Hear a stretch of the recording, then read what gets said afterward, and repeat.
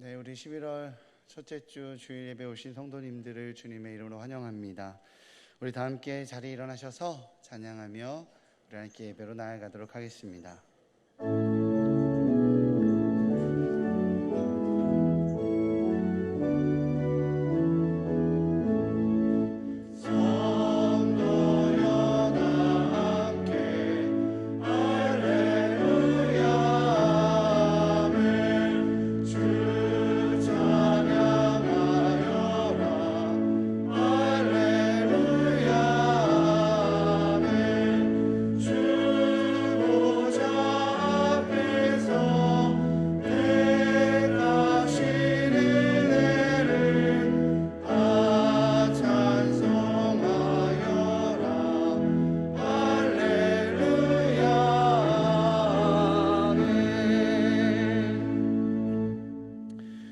여호와를 경외하는 너희들아, 너희는 여호와를 의지하여라.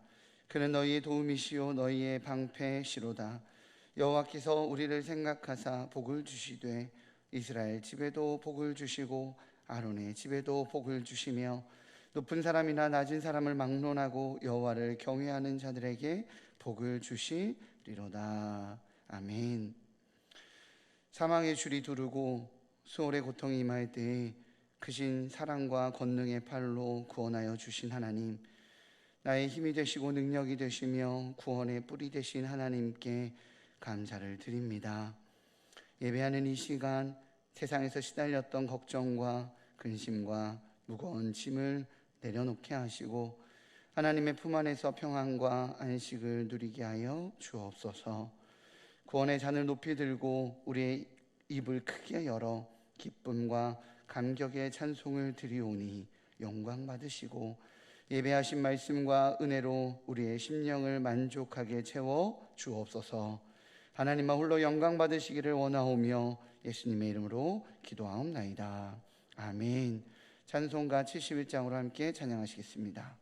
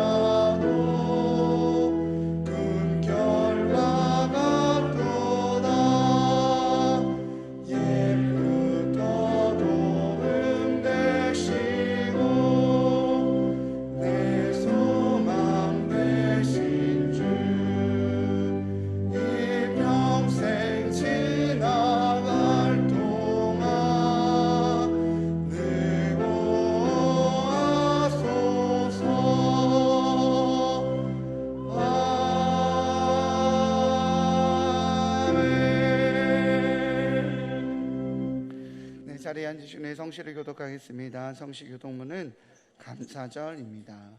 주보일면이나 앞에 있는 화면을 참고해 주시기 바랍니다. 할렐루야. 우리 하나님을 찬양하는 일이 선하며 찬송하는 일이 아름답고 마땅하도다.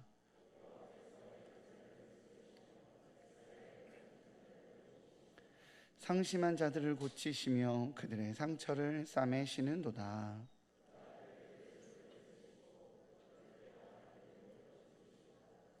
우리 주는 위대하시며 능력이 많으시며 그의 지혜가 무궁하시도다.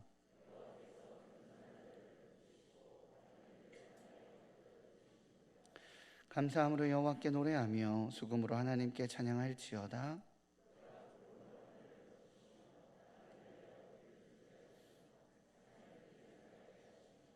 들짐승과 우는 까마귀 새끼에게 먹을 것을 주시는도다.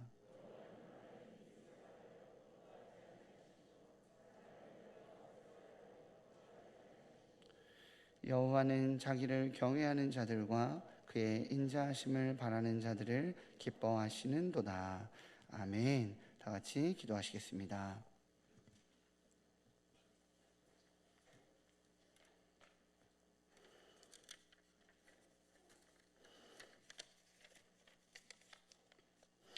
할렐루야. 오늘 또 주님의 부활을 기억하는 복된 주일을 맞아 하나님의 크신 사랑과 예수 그리스도의 십자가의 은혜에 감사를 드립니다.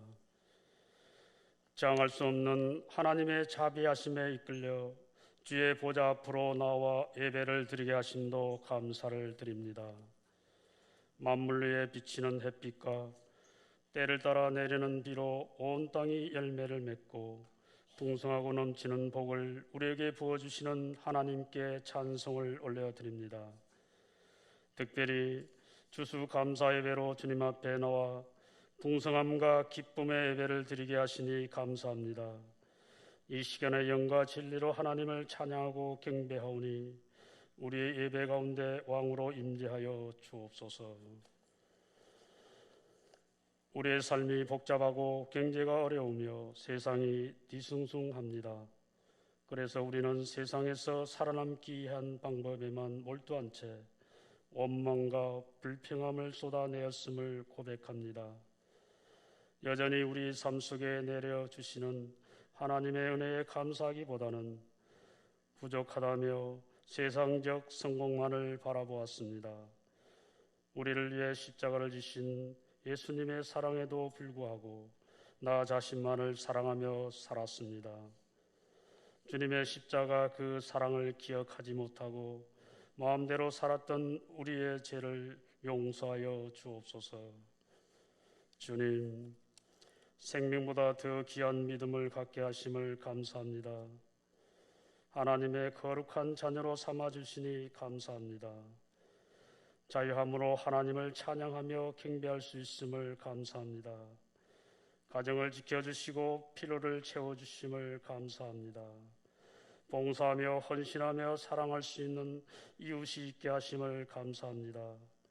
주님의 나라 천국의 문이 열려 있음을 감사합니다. 성령님, 우리의 심령 속에 감사의 은혜가 넘치게 하여 주옵소서. 우리의 감사가 겸손의 자리에, 낮은 자리에, 일하는 자리에 있게 하옵소서. 우리의 감사가 정직한 자리에, 정의로운 자리에, 화해와 헌신과 말씀 증거하는 자리에 있게 하여 주옵소서. 지극히 작은 자에게 나누는 것이 주님께 드리는 것이며 내 쓸 것을 줄여 남의 필요를 채워주시는 참 그리스도인으로 작은 내 수가 되어 주님의 한기를 품은 성도들 되게 하여 주옵소서. 아버지, 지난주 이 땅에서 너무나도 가슴 아픈 사건이 일어났습니다. 젊고 귀한 소중한 생명들이 불의의 사고로 이 땅의 생을 마감하였습니다. 큰 고통과 슬픔에 잠긴 유족들을 만나주시고 위로와 평안을 내려 주옵소서. 너무나도 어이없고 가슴 아픈 사건이었지만 이 땅에서 젊은이들을 비롯한 모든 국민들 삶 속에서 또다시 이런 불의의 사고가 일어나지 않게 하시고 우리의 영을 흐리게 하는 악한 세력들을 물리쳐 주옵소서. 믿음의 자녀들은 물론 믿지 않는 모든 이들에게 세상에서 위로를 찾는 것이 아닌 오직 주님이 주시는 위로 속에서 살아가는 나라 대한민국이 하나님의 뜻과 통치가 이루어지는 나라가 되게 하여 주옵소서. 전쟁과 각종 사고 등 혼돈의 이 시대에 주님께서 세우신 이 땅의 교회들이 믿음의 반석 위에서 구원의 확신을 가지고 복음을 전하는데 부족함이 없게 하여 주옵소서. 갈수록 사악한 세력들이 미혹하는 이 때에 교회와 성도들에게 분별할 수 있는 지혜와 능력을 주시고 이 세상의 빛과 소금의 역할을 감당할 수 있는 힘과 용기를 주옵소서. 주님의 말씀에 순종하며 살아가는 교회, 어려운 이웃을 기도와 사랑으로 품을 수 있는 교회와 성도들 되게 하여 주옵소서. 주님께서 세우신 이 목사님께 은혜의 단비를 내려주셔서 목양하는 일에 피곤치 않도록 건강과 능력을 주시고 맡겨주신 사명을 귀중하게 여겨 주님의 말씀에 순종함으로 영육간에 축복받는 목사님으로 삼아 주옵소서. 모든 성도들은 목다지시는 목사님의 말씀에 순종하여 화평을 이루는 아름다운 역사가 일어나게 하옵소서. 육신의 질병으로 힘들어하는 이들에게 치유의 역사가 있게 하시고 경제적인 어려움에 처한 자녀들에게 마르지 않는 물질의 축복을 내려 주옵소서. 믿음이 부족한 이들에게 굳건한 믿음의 반석 위에 세워주시고 눈이 있어도 보지 못하는 이들에게 눈을 밝혀주시고 귀가 있어도 듣지 못하는 이들에게 성령님의 음성을 들을 수 있는 은혜를 내려 주옵소서. 주께서 맡기신 사명들을 기쁨으로 감당하는 주의 종들을 기억하여 주옵소서. 보이지 않는 곳에서 청소와 기도로 헌신하는 종들에게 복을 주시옵소서. 각국의 국장, 부장, 집화장, 순장으로 찬양대와 교사로 예배위원과 주차와 운전으로 방송실에서 수고하는 종들을 축복하여 주옵소서. 한 잔의 문을 떠올리며 은밀한 곳에서 성실하고 묵묵히 역할을 감당하는 종들을 기억하여 주옵소서. 죽도록 충성할 때에 생명의 밀관을 주심을 기억하고 주의 나라와 교회를 위하여 충성하는 종들이 되도록 능력과 믿음을 더하여 주옵소서. 2022년도 얼마 남지 않았습니다. 올해 초 모두가 계획한 일들이 잘 이루어지고 마무리 잘 될 수 있도록 인도하여 주실 줄 믿고 우리를 살리신 예수님의 이름으로 기도합니다. 아멘.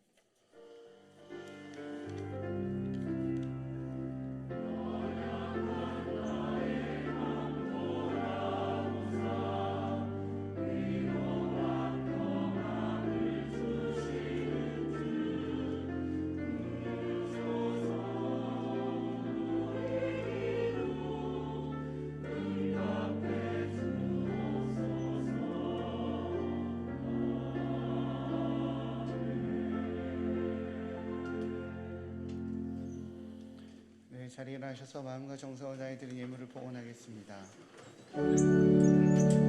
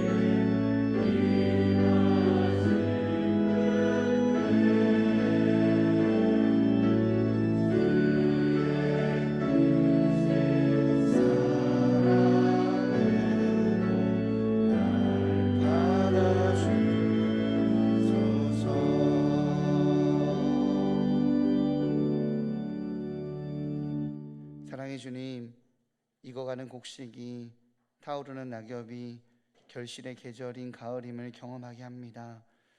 주님, 삶의 여러 가지 문제로 쉽지 않은 2022년을 보냈습니다. 그러나 돌아보니 모든 상황 속에서도 하나님의 은혜로 살아왔음을 고백합니다. 그 무엇과도 바꿀 수 없는 오늘이라는 시간을 주신 주님, 주님께서 주신 선물과도 같은 이 모든 순간을 주님과 동행함으로 가장 가치 있게 보내는 저희들의 삶이 되게 하여 주옵소서. 오늘 특별히 추수감사절 예배로 나아옵니다. 삶의 어려움 중에 만난 감사절을 통해 우리가 진정으로 누려야 할 감사인 영원한 생명을 주신 하늘 은혜를 바라보는 감사가 되게 하여 주옵소서. 비나든지 부하든지 모든 것이 주님에게서 나왔기에 소득의 11조를 드립니다.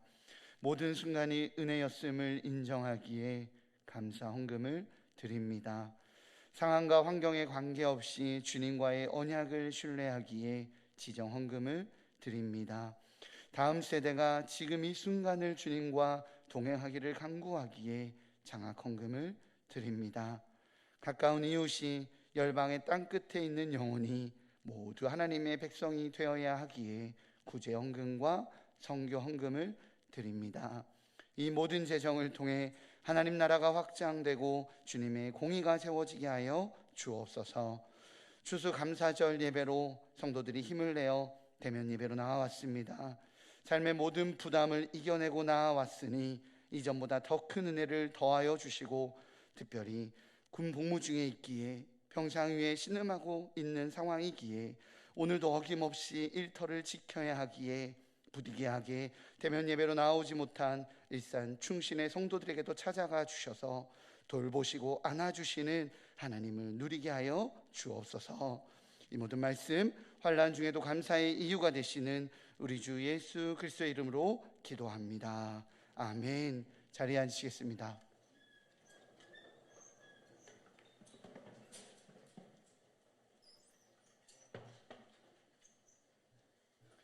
네, 우리 이 시간 아기 첫 예배가 있겠습니다.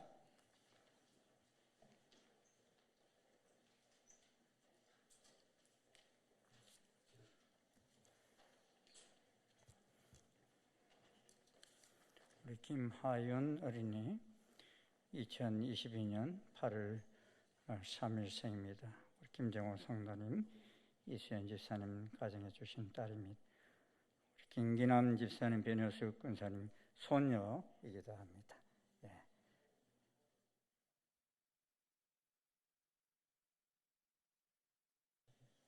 기도합시다. 하나님 감사합니다. 하나님의 자녀 우리 하윤이가 오늘 하나님 앞에 첫 예배를 올려드립니다. 주께서 사랑하는 딸이 드리는 이 예배를 기뻐 흠양하여 주시옵소서. 아버지 하나님, 이 아이가 사는 날 동안 늘 하나님을 예배하는 복된 딸 되게 도와주시고, 이 아이 때문에 아버지 하나님 많은 사람들이 주님께로 돌아오는 구원의 역사가 있게 인도해 주시옵소서. 할아버지 할머니 엄마 아빠의 믿음의 젖줄과 말씀의 젖줄을 먹고 아름답게 자라가게 도와주시고, 평생을 여호와를 영화롭게 하는 귀한 삶을 살게 인도해 주시옵소서. 감사드리며 예수님 이름으로 축복하며 기도하옵나이다. 아멘. 예배가 적용 너무 잘 되래요. 예?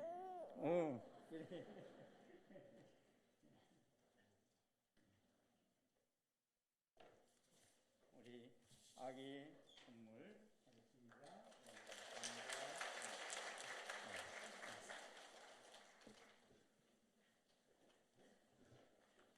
네, 우리 첫 예배로 나온 우리 귀한 영혼 다시 한번 박수로 뜨겁게 환영해 주십시다.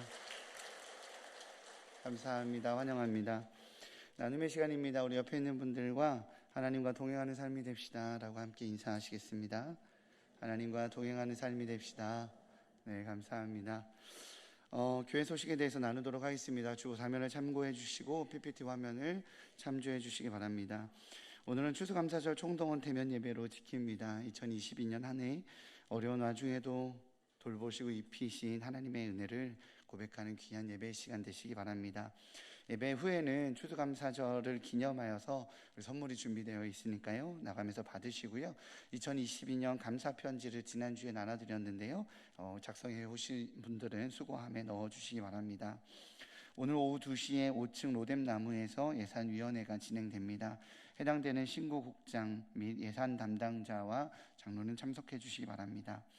오늘 오후 1시 30분 이곳에서 순장 모임이 진행됩니다. 이번 순장 모임은요, 열린 차양 집회로 진행되니까요, 순장 모임이라고 생각하지 마시고 우리 모든 다락방 활동하시고 우리 교인들을 모두 참석하셔서 함께 찬양하며 하나님께 은혜 받으시는 이 추수감사절을 하나님께 기쁨으로 찬양을 올려드리는 귀한 시간 되시기 바랍니다. 본당 보수공사로 인해서 2주간 진행되는 주중예배, 이 새벽기도회, 수요기도회, 금요기도회는 청소년센터 3층 드림관에서 진행됩니다. 다시 말씀드립니다. 오늘 오후 이후부터 여기 본관이 공사가 있어서요, 내일 새벽 예배는 우리 청소년센터 3층 드림관에서 진행되니까요, 2주 동안 주중 예배는 이렇게 우리 청소년센터에서 예배하시고요, 다음 주 13일 주일 예배는 본당에서 정상적으로 진행됩니다. 긴 시간 위로가 되고 힘이 되었었던 더웨이를 기억하는 모든 분들을 초대합니다. 그래서 보고 싶어요 더웨이라는 이벤트 시간을 갖습니다. 더웨이를 통해서 은혜 주셨던 하나님의 은혜를 기억하며 함께 추억과 마음을 나누고자 합니다. 일정은 다음 주 주일 오후 1시 30분이고요. 장소는 5층 본관 5층 로뎀나무에서 진행됩니다. 강사로는 현 영신교회 위임 목사이신 이지영 목사님이 오십니다. 저희가 오늘부터 해서 참석자 확인차 안내 문자나 이런 온라인으로 배포될 예정입니다. 작성해 주셔서 저희가 잘 준비할 수 있도록 함께 협력해 주시면 감사하겠습니다. 다니엘 기도회가 온라인 방송을 송출합니다. 교회에서 참여하시고자 하시는 분들은 지하 1층 믿음관에서 참석하시기 바랍니다. 일정은 11월 1일부터 시작했고요, 21일까지입니다. 시간은 오후 8시입니다. 해외 선교지에 신발을 보내고자 합니다. 영아부터 청소년까지 사용하지 않는 여름 신발이 있으시면 찾아보시고 오늘까지 2층 사무실 앞에 비치되어 있는 수거 박스함에 가져다 주시기 바랍니다. 자세한 문의는 원유한 목사에게 해주시기 바랍니다.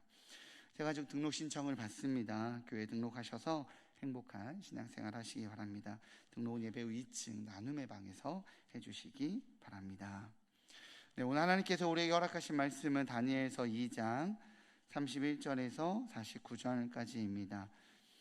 다니엘서 2장 31절에서 49절까지 구약성경 1234면에 있습니다. 앞에 있는 화면이나 성경책을 보시고 함께 읽어주시면 좋을 것 같습니다. 제가 봉독하도록 하겠습니다. 왕이여, 왕이 한 큰 신상을 보셨나이다. 그 신상이 왕의 앞에 섰는데 크고 광채가 매우 찬란하며 그 모양이 심히 두려우니 그 우상의 머리는 순금이요, 가슴과 두 팔은 은이요, 배와 넓적다리는 노시요, 그 종아리는 쇠요, 그 발은 얼마는 쇠요, 얼마는 진흙이었나이다. 또 왕이 보신즉 손대지 아니한 돌이 나와서 신상의 쇠와 진흙의 발을 쳐서 부서뜨리매 그때에 쇠와 진흙과 녹과 은과 금이 다 부서져 여름 타작마당의 겨같이 되어 바람에 불려간 곳이 없었고 우상을 친 돌은 태산을 이루어 온 세계에 가득하였나이다. 그 꿈이 이러한즉 내가 이제 그 해석을 왕 앞에 아뢰리이다.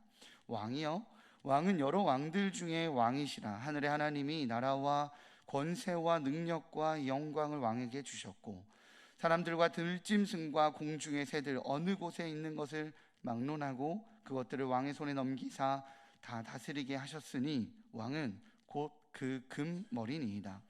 왕을 뒤이어 왕보다 못한 다른 나라가 일어날 것이요 셋째로 또 녹과 같은 나라가 일어나서 온 세계를 다스릴 것이며 넷째 나라는 강하기가 쇠 같으리니 쇠는 모든 물건을 부서뜨리고 이기는 것이라.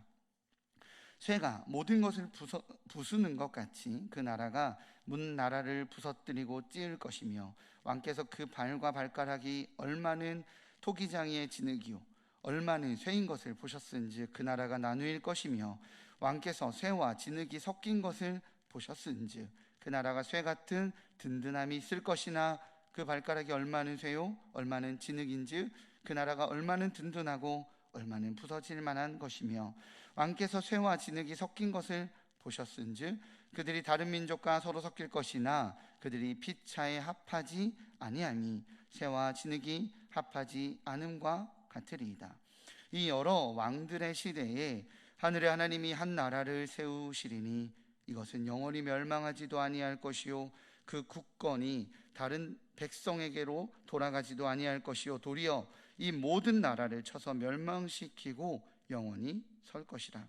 손대지 아니한 돌이 산에서 나와 쇠와 녹과 진흙과 은과 금을 부서뜨린 것을 왕께서 보신 것은 크신 하나님이 장래일을 왕께 알게 하신 것이라. 이 꿈은 참되고 이 해석은 확실하니이다 하니 이에 느부갓네살 왕이 엎드려 다니엘에게 절하고 명하여 예물과 향품을 그에게 주게 하니라. 왕이 대답하여 다니엘에게 이르되 너희 하나님은 참으로 모든 신들의 신이시오 모든 왕의 주제시로다. 내가 능히 이 은밀한 것을 나타내었으니 내 하나님은 또 은밀한 것을 나타내시는 이시로다. 왕이 이에 다니엘을 높여 귀한 선물을 많이 주며 그를 세워 바벨론 온 지방을 다스리게 하며 또 바벨론 모든 지혜자의 어른을 삼았으며 왕이 또 다니엘의 요구대로 사드락과 메삭과 아벳느고를 세워 바벨론 지방의 일을 다스리게 하였고 다니엘은 왕궁에 있었더라. 아멘. 이 시간 시온 찬양에 대해 찬양 읽겠습니다.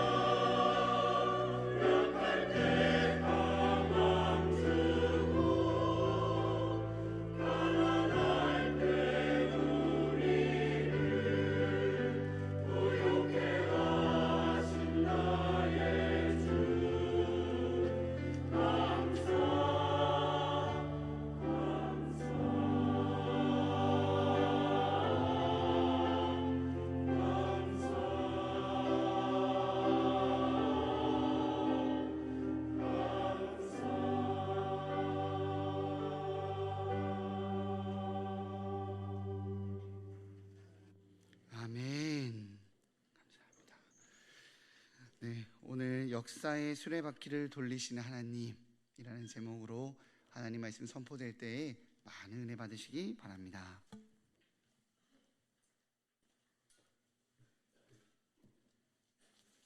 할렐루야. 여러분, 우리 교회가 시작된 지, 창립된 지 얼마나 되신 줄 아십니까? 28년 6개월 됐더라고요. 그리고 이곳에 온 지는 한 21년 정도 됩니다. 그러다 보니까 우리 몸은 그래도 6, 70년 이렇게 써도 크게 이렇게 병이 안 나는데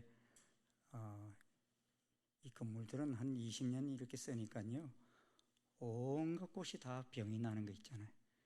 여러분들이 잘 모르시지만 올해 우리 교회가 공사를 많이 했습니다. 밑에 배수공사, 에어컨 모터 공사, 또 방수공사, 지금도 바깥에 나무도 다 썩어가는 바람에 나무도 다 갈아치우고 그러는데, 이번에 코로나 상황 속에서 저희들이 방송 송출을 하다 보니까 이 방송 장비들도 너무 노후화돼 가지고 자꾸 막 끊기고 나오지 않는다고 이런 사태들이 있어서, 여러분 오늘 전면을 잘 보십시오. 이 전면들이 다음 주에는 못 봐요. 다 바뀝니다. 얼굴이 다 바뀌어지고 방송 시스템들도 다 이렇게 새롭게 좀 교체하기로 어쩔 수 없이, 왜냐하면 계속 고장이 나가지고 중간중간에 나기 때문에 이런 것들을 좀 새롭게 다 리모델링 하려고 계획하고 있습니다. 예산은 다 이미 예비비까지 다 바닥이 났어요.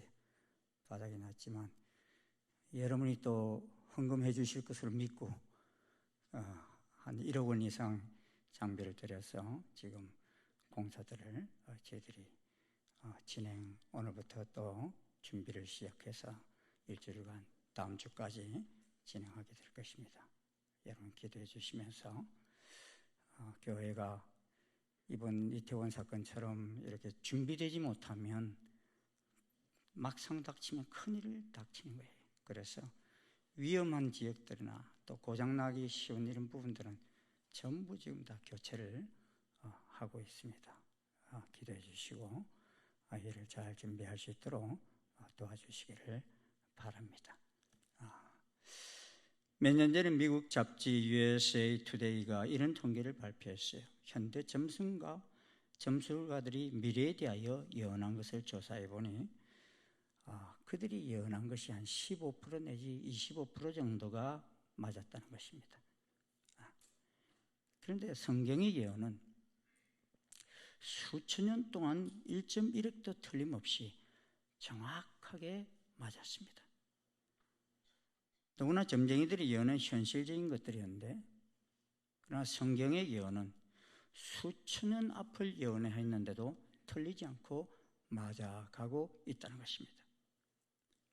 1000년 전만 해도 해석이 되지 않았던 요한계시록이 오늘날 우리 시대는 그대로 이루어지고 있기에, 정말 오늘 연구하는 미국의 어빈 백스터 목사님은 우리는 마지막 때에 살고 있다면서 마지막 때가 온다는 게 아니라 우리가 지금 그 시대에 살고 있다, 이렇게 말했습니다. 하나님은 사람이 아니시니 거짓말을 하지 않으시고 인생이 아니시니 후회가 없으시도다. 어찌 그 말씀하신 바를 행하지 않으시며 하신 말씀을 실행하지 않으시랴 하였습니다. 하나님께서 하신 말씀은 반드시 이루어진다는 말씀입니다. 믿으십니까? 네. 그런데 기록된 하나님 말씀 3분의 1이 예언으로 구성되어 있고 3분의 1이 이 예언들이 성취되어지고 또 되어지고 있는 역사를 기록하고 있습니다. 그렇게 사실상 하나님께서 말씀하신 예언을 모르면 하나님의 말씀이 성취되어져도 된 줄도 모릅니다. 왜냐하면 많은 경우 예언이 이루어진 것이 역사이기 때문입니다. 역사는 성경대로 되어왔고 성경대로 되어갑니다. 구약에서의 대표적인 선지자가 다니엘이고 신약에서는 계시록을 받아 기록한 사도 요한입니다. 하나님께서는 이들을 통해서 예언하셨습니다. 하나님을 사랑하고 예수님께 순종하는 자에게 미리 알려주신 것입니다. 그 이유를 아모스 3장 7절은 이렇게 말씀합니다. 주 여호와께서는 자기의 비밀을 그 종 선지자들에게 보이지 아니하시고서는 결코 행하심이 없으시리라. 이 말씀이 여호와 하나님의 약속입니다. 이 말씀을 달리 말하면 주 여호와께서는 자기의 비밀을 그 종 선지자들에게 반드시 미리 보여주시고 나서 행하신다, 이 말씀입니다. 이렇게 미리 말씀하시는 것은 그 백성들을 보호하시기 위함인 것입니다. 그의 백성들을 사랑하시기 때문에 미래를 대비하라는 것입니다. 내일을 아는 사람은 오늘을 대비할 수 있습니다. 일기예보를 미리 하는 이유는 대비하라는 것입니다. 내일 새벽은 추우니까 잠바를 두툼하게 입고 나가라든지, 이런 것을 대비하기 위해서 그렇게 하는 것입니다. 하나님께서는 이미 성경 속에 등장하는 많은 선지자들을 동원하셔서 역사 속에 되어질 일을 알려주셨습니다. 그래서 우리가 신앙생활을 조금이라도 하신 분들은 다니엘 그러면 그래도 다른 선지자들보다는 좀 잘 압니다. 왜냐하면 성경을 읽어서도 알지만 설교를 많이 들으셨기 때문인 것입니다. 그런데 여러분이 이 다니엘서를 통해 들은 설교 가운데서 가장 기억에 남는 설교가 뭡니까? 풀무불 사건. 풀무불에 들어갔는데 타지 않았다. 또 다니엘이 사자굴에 들어갔는데 죽지 않았다. 이런 사건들은 우리가 너무 많이 들어서 기억합니다. 그런데 다니엘서에는요, 그러한 이야기만 있는 게 아닙니다. 미래에 되어질 중요한 예언들이 많이 기록되어 있습니다. 그 중에 제일 먼저 등장하는 미래에 대한 예언이 오늘 본문에 기록되어 있습니다. 내용은 이러합니다. 이스라엘 백성들이 바벨론의 포로로 잡혀가 있을 때였습니다. 그때 바벨론 왕 느부갓네살이 꿈을 꾸었습니다. 그런데 그 꿈을 느부갓네살 왕은 제대로 해석을 할 수가 없었습니다. 그러자 왕은 번민하여 잠을 이루지 못하였고 박수와 점쟁이와 갈대아 술사들을 불러 해석하라고 명령했습니다.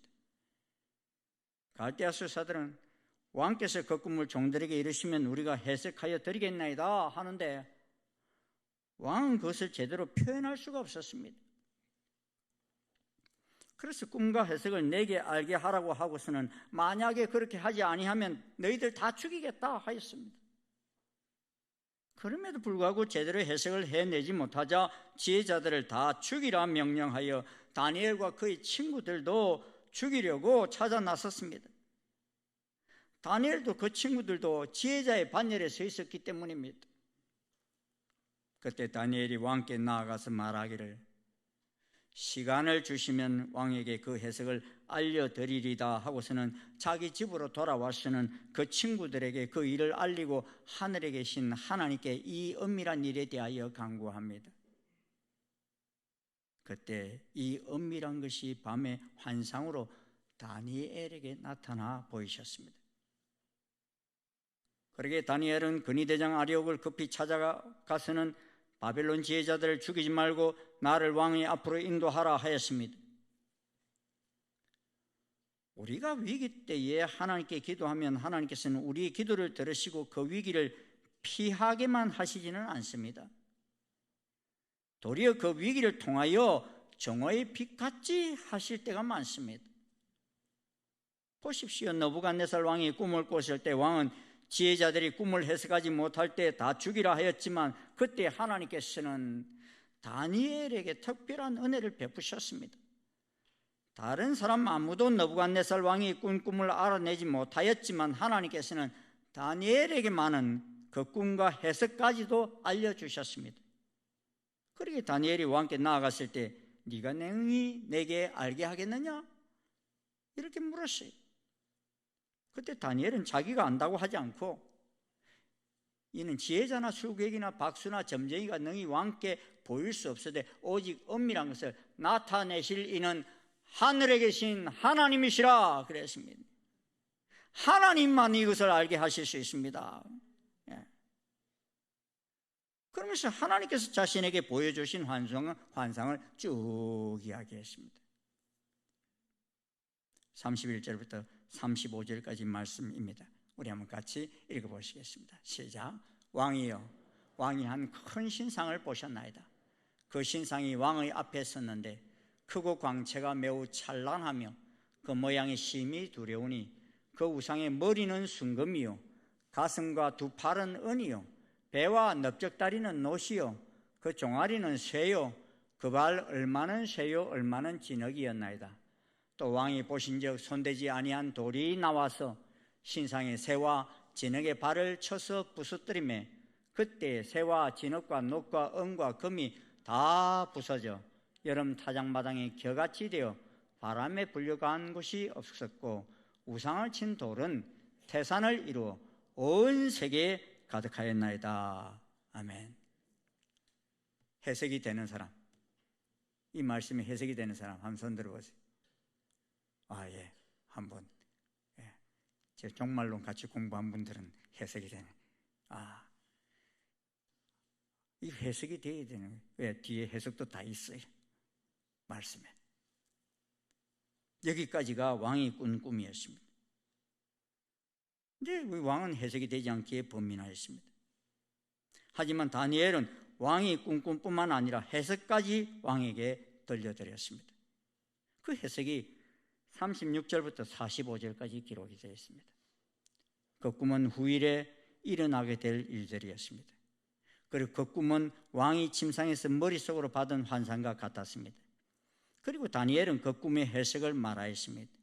다니엘이 해석한 예언은 금나라부터 시작합니다. 왕은 곧 그 금나라인이다 그랬습니다. 지금 바벨론이 이스라엘을 포로로 잡고 있고 다니엘은 포로로 잡혀와 있습니다. 그런데 그 바로 바벨론이 금나라라는 것입니다. 이 머리에 해당되는 금나라라는 것입니다. 당시 바벨론은 금이 많은 나라였습니다. 그래서 다니엘 3장에서 보면 느부갓네살 왕이 순금으로 만든 30m나 되는 금신상을 두라 평지에 세우고 나팔 소리가 나면 절하라 그랬지요. 이 금나라가 바벨론입니다. 주전 606년에서 시작해서 주전 539년에 망한 나라입니다. 우리는 이 바벨론이 얼마나 강한 나라인지 잘 모릅니다. 하지만 그 당시 세계 최강의 나라였던 이집트와 아수르를 정복한 나라입니다. 그럼 얼마나 강한 나라였다는 것을 알 수 있죠. 그러기 이 바벨론 시대를 금으로 표현하고 그 다음 나라는 은으로, 노스로, 쇠로, 쇠와 진흙으로 표현하였는데 이 5개의 시대 중에 4개의 시대는 다니엘 7장에 등장하는 4마리의 짐승으로 표현되기도 했습니다. 다니엘 7장 2절을 보면 이렇게 말씀이 나옵니다. 우리 한번 같이 읽겠습니다. 시작. 다니엘이 진술하여 이르되 내가 밤에 환상을 보았는데 하늘의 네 바람이 큰 바다로 몰려 불더니 큰 짐승 넷이 바다에서 나왔는데 그 모양이 각각 다르더라. 큰 짐승 넷이란 큰 나라들을 상징합니다. 그리고 바다는 세상을 상징합니다. 그러기에 세상에 큰 제국 넷이 등장하였다는 것입니다. 하늘에서 바람이 큰 바다로 들어가니까 큰 짐승 넷이 바다에서 나왔다는 것은 하나님이 그 나라들을 세우셨다 이 말입니다. 큰 나라들을 세우셨다는 거예요. 하나님이 역사의 수레바퀴를 돌리셨다 이 말입니다. 그러기에 느부갓네살 왕이 보았고 다니엘이 보고 해석한 금머리는 다니엘이 지금 몸담고 있는 바로 그 바벨론 왕국을 의미한 것입니다.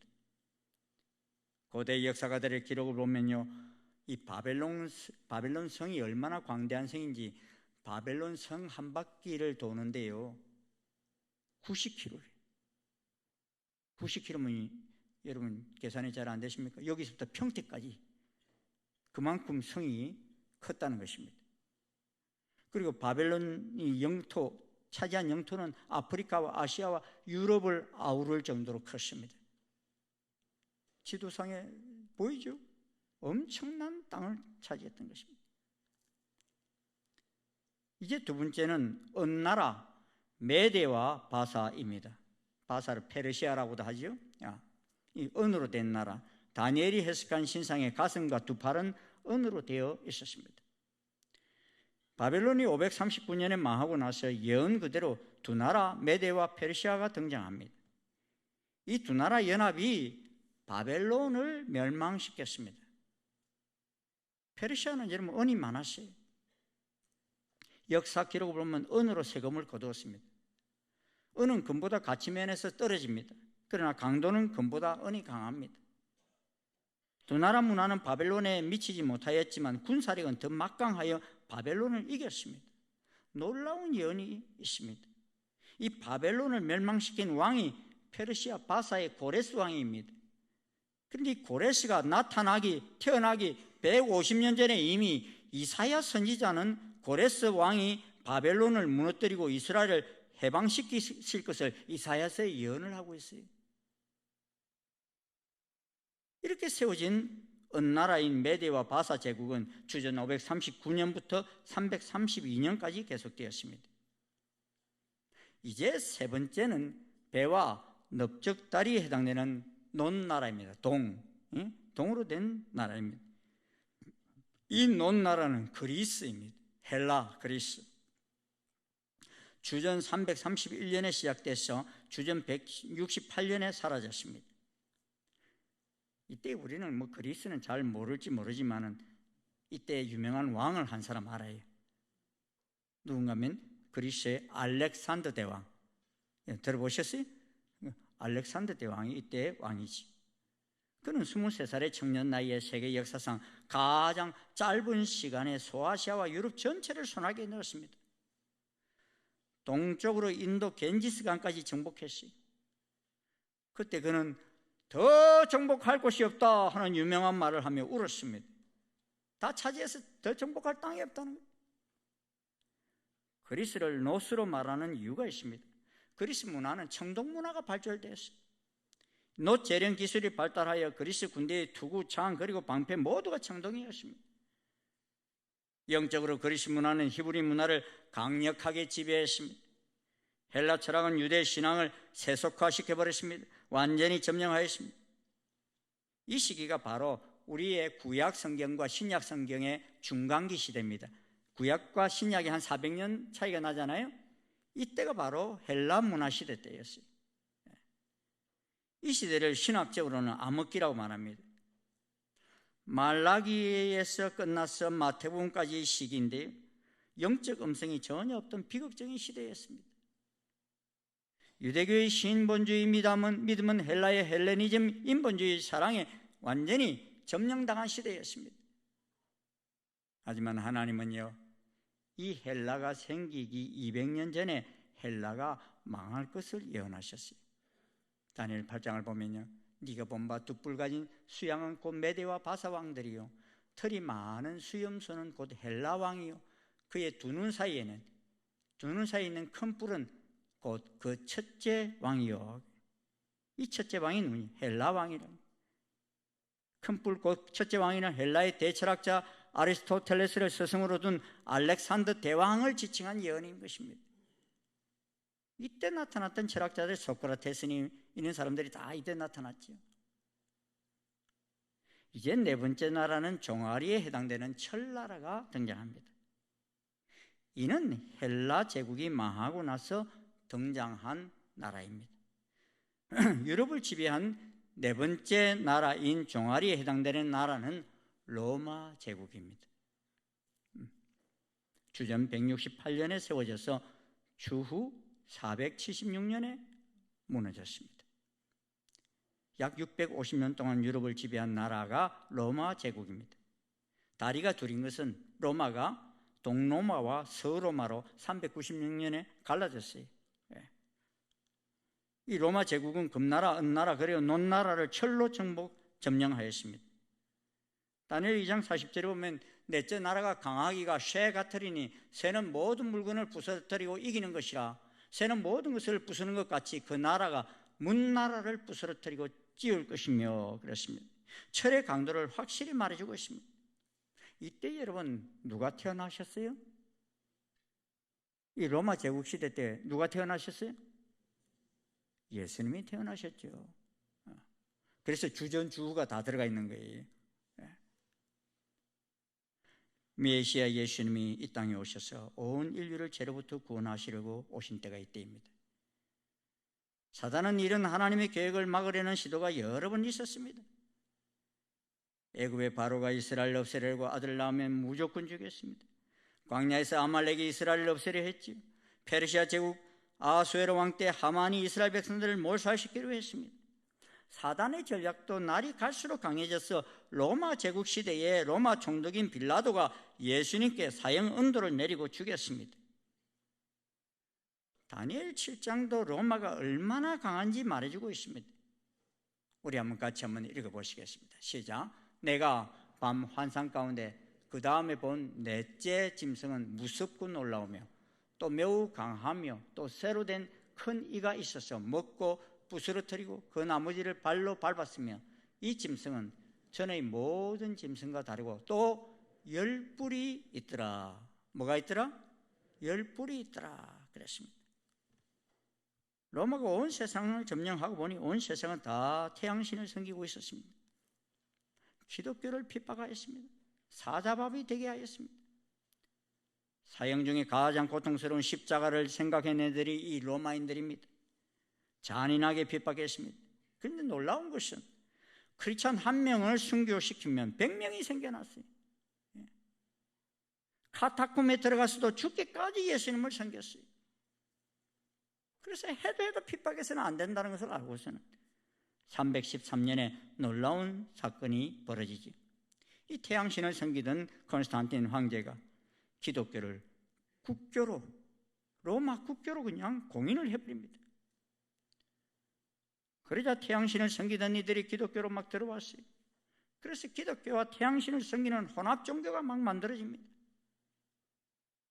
그 후 음란하고 정치적으로 부패한 로마 제국은 점점 약해지다가 476년 헤우리족 침략으로 로마는 완전히 망하고 말았습니다. 로마 제국이 망할 때 유럽 여기저기 흩어져 살던 종족 중에는 앵글로색슨족과 이런 여러 종족들이 살고 있었어요. 이들이 약해진 로마를 공격하여 땅을 빼앗습니다. 지금까지는 한 나라가 망하면서 한 나라가 생겼는데 로마가 망하면서는요 10발가락처럼 많은 나라로 쪼개졌어요. 느부갓네살 왕이 꿈을 꾸고 다니엘이 하나님께로부터 받은 신상에 등장하는 나라가 총 몇 개 나라예요?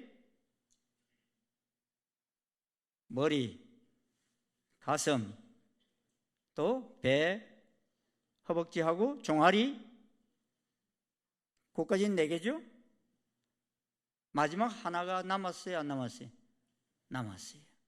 쇠와 흙이, 진흙이 섞여진 10발가락 나라가 남아있습니다. 그런데 이 4개 나라는 이미 이 세상에 등장했습니다. 다니엘 살아 생전에 바벨론과 메데 바사 나라를 경험했습니다. 그리고 신구약 중간기 시대의 세 번째 나라 그리스를 경험했습니다.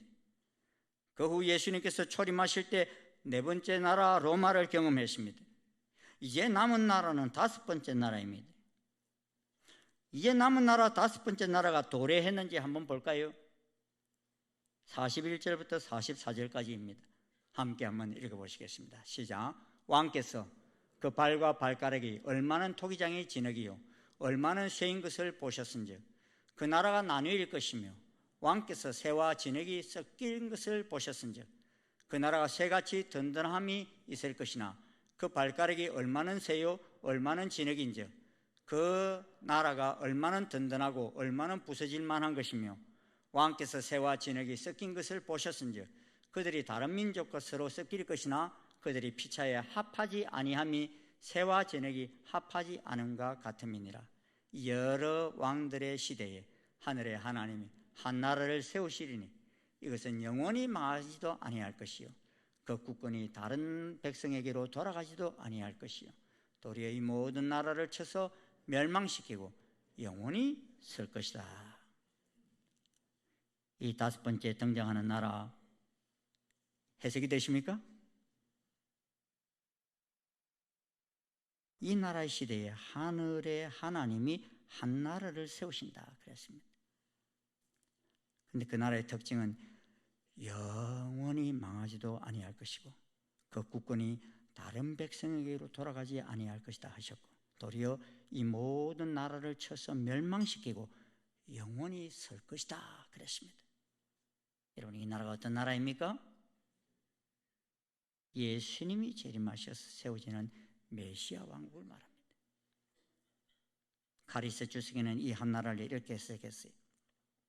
그리스도의 초림으로 이미 시작되었으며 재림과 함께 궁극적으로 완성될 메시아 왕국, 곧 하나님의 나라를 의미한다라고 했습니다. 요한계시록 11장 15절에 보면 일곱째 천사가 나팔을 불며 하늘에 큰 음성이 나서 이르되 세상 나라가 우리 주와 그의 그리스도의 나라가 되어 그가 세세토록 왕노릇 하시리로다 하십니다. 사도 요한이 보았던 환상 중의 나라, 그 나라의 완성이 이미 오래전 다니엘을 통해서 말씀하고 있는 것입니다. 다니엘 2장 45절에 보면 이 나라가 바로 예수님의 재림 때 이루어짐을 보여줍니다. 손을 대지 아니한 돌이 산에서 나와서 쇠와 녹과 진흙과 은과 금을 부서뜨릴 것을 왕께서 보신 것은 크신 하나님이 장래의 일을 왕께 알게 하신 것이라 이 꿈은 참되고 이 해석은 확실하니다 했습니다. 손대지 아니한 돌이 산에서 나온다고 하였는데 이 돌이 무엇입니까? 바로 재림 예수님을 상징하는 것입니다. 왜냐하면 초림 예수님은 이미 네 번째 나라인 로마 제국 시대에 오셨기 때문입니다. 그리고 베드로전서 2장 4절 5절에 보면 예수님을 산돌이다 그랬어요. 산돌, 살아있는 돌이라는 것입니다. 이 본문의 꿈 내용 중에는 뜨인 돌이라고 했습니다. 뜨인 돌이 신상의 발 부분을 쳐서 부스러뜨린다 그랬습니다. 과연 예수 그리스도의 복음은 주후 313년 로마를 쳐서 부스러뜨려 기독교 국가를 만들었고 이로 인해서 복음이 만방에 전파되기 이르렀습니다. 역사학자 헤겔이 말한 대로 역사는 반복됩니다. 말세에는 로마 제국과 같은 세계를 지배하는 국가가 등장합니다. 계시록은 이 나라를 바벨론이라고 했습니다. 이들은 기독교를 탄압하는 데 열을 올리게 될 것이고 하나님께서 마지막 때 기독교를 탄압하게 허락하신 것은 참 성도와 거짓 성도를 구별하기 위함이라 하였습니다. 그날이 점점 우리 앞에 다가오고 있습니다. 기독교 밖의 기간이 끝나면 떠인돌 되시고 산돌 되시는 그리스도께서 하늘에서 날아와 기독교를 박해하는 적그리스도의 세력을 칠 것이고 그 후에 영원한 그리스도의 나라가 임하게 될 것입니다. 분명한 것은 이 세상 나라는 영원하지 않으며 점점 강해지는 것 같으나 결국 멸망에 이르게 됩니다. 그런데 우리는 영원히 멸망치 않는 하나님 나라와 그 의를 위하여 살아갈 것입니다. 전쟁의 위협이 연일 들리는 가운데 지금 우리는 살고 있습니다. 지금 우리는 근신하여 깨어 기도할 때입니다. 역사를 주관하시는 하나님 앞에 겸손하게 머리 숙이며 역사의 흐름의 추이를 바라보면서 하나님의 예언이 어떻게 이루어져 가고 있는지를 깨닫고 느낄 때입니다. 아직 돌이 떨어지는 예수님의 재림이 성취되지 않았기에 이제 남은 것은 5번째 나라입니다. 이 나라의 특징은 진흙과 쇠가 섞인 나라입니다. 그 발가락에 얼마는 쇠요 얼마는 진흙이었습니다. 여러분, 4번째 나라가 쇠였죠?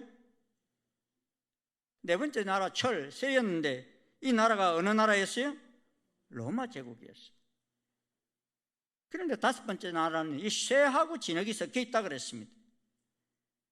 그 말은 로마 제국은 무너졌지만 그 잔존 영향력이 미치는 나라임을 알 수 있습니다. 로마 제국이 완전히 사라졌습니까? 그렇지 않습니다. 이 세상의 로마 제국의 멸망 이후 신성 로마 제국이 다시 생겨났습니다. 이 종말론 연구학자인 어빈 백스터 목사님은 새와 흙이 합쳐진 나라 신성 로마 제국이 다시 생겨났다고 말하면서 지금 유럽에서는 로마 바티칸이 유럽 지도자들을 뽑는 데 큰 영향력을 미치고 있다 그랬습니다. 로마 시대가 끝이 난 것이 아닙니다. 종아리가 끝이 난 것이 아닙니다. 발과 발가락이 남아 있습니다. 이것이 우리가 눈여겨봐야 할 시대, 지금부터 일어날 일들입니다. 예수님이 오시는 시기인 제국은 10개의 부족이 될 것인지 10개의 세계적인 공동체가 될 것인지 유럽의 10개 나라가 될 것인지는 좀 더 두고 봐야 합니다. 이 10개의 발가락이 있고 10뿔이 등장하는 나라로 구성되어 있는 이 공동체에 대한 해석은 다양합니다. 한때는 이 10발가락이 유럽의 10개 나라라고 생각하였고 또 2018년에는 프랑스 마크론 대통령이 이제 유럽은 미국을 의지할 것이 아니라 자체적으로 10개의 나라가 힘을 합쳐서 지켜야 한다 이런 발언을 했어요. 그런데 그때 10개의 나라를 열거하기도 했습니다. 그래서 10개의 나라가 이 10발가락인가 라고 생각하는 이도 있습니다. 또 어떤 이는 미국에 있는 외교협의회 CFR 이 외교협의회가 지구상의 나라를 10개의 권력별로 통일시킬 준비를 하고 있기에 이것이 10발가락이라고 말하기도 합니다. 이 단체는 1921년 조직되어 지금 3,300명의 회원으로 막강한 영향력을 미치고 있습니다. 이들의 목적은 세계의 경제를 통합하고 세계 정부를 세우는 것입니다. 구성은 막강합니다. 전 세계 많은 대통령과 전직 대통령, 장관들, 기업인들, 군인들, 각국 대사들, 어찌 보면 미국의 대외 정책을 좌지우지하는 초강력 비밀단체입니다. 우리나라 대통령도 이곳에 가서 연설도 하기도 했어요. 이들은 세계 10개 분야를 구분하여 책임 국가를 정하고 같이 일하여 나가는 전략입니다. 이에 손을 대지 아니한 돌 예수님이 오시기를 기다리는 마지막 시대에 우리는 살고 있습니다. 예수님은 꼭 오십니다. 지금 사람들은 핵전쟁이 일어나는 것과 세계 3차 전쟁을 두려워하고 있습니다. 지난 한 주간에도 수많은 미사일과 최첨단 전투기들이 수백 대가 이 한반도 상공을 날았어요, 여러분. 북한 상공을 날았고요. 그러나 마지막은 갑자기 주님이 산돌로 날려와 이 강대한 세상 왕국을 부스러뜨릴 것입니다. 그리고 새날과 새 땅을 이루실 것입니다. 지금까지 다니엘을 통해 주신 예언은 그대로 다 이루어졌습니다. 그리고 남은 예언도 이루어질 것입니다.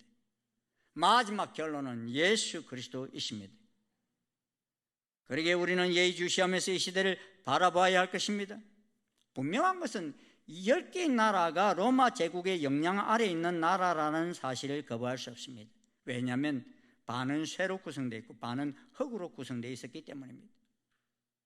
최근에 유럽에서 이루어지고 있는 많은 국가 간의 조인식이요, 이 로마 캐토릭 수도원에서 이루어지고 있어요.